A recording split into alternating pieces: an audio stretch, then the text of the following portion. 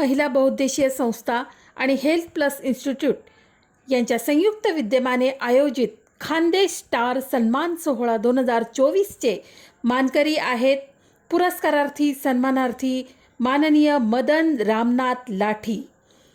आरोग्य आणि सामाजिक या क्षेत्रात भरीव कार्य करत असताना या कार्याची दखल घेत त्यांना हा सन्मान बहाल करण्यात येत आहेत।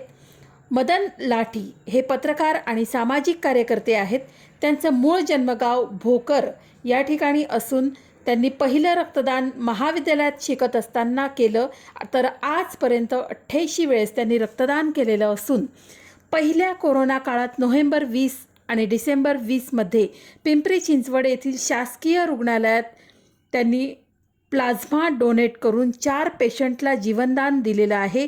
1 ऑक्टोबर 21 तत्कालीन राष्ट्रपतींचा 76वा वाढदिवस साजरा होत असताना त्यांनी आपले 76वे रक्तदान केलेले आहेत। एकाच दिवशी हा योगायोग आलेला असल्यामुळे निधी सचिवांनी त्यांचं अभिनंदन केलेलं आहे।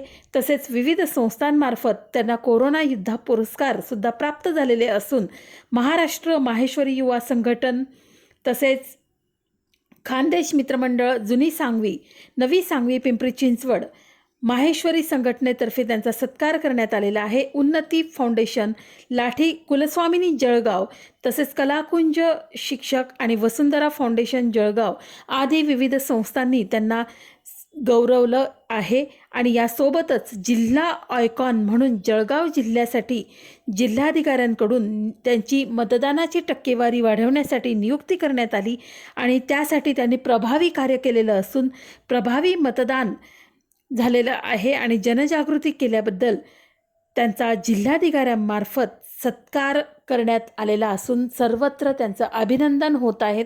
असं प्रेरणादायी व्यक्तिमत्व म्हणजे मदन रामनाथ लाठी, त्यांना या ठिकाणी माननीय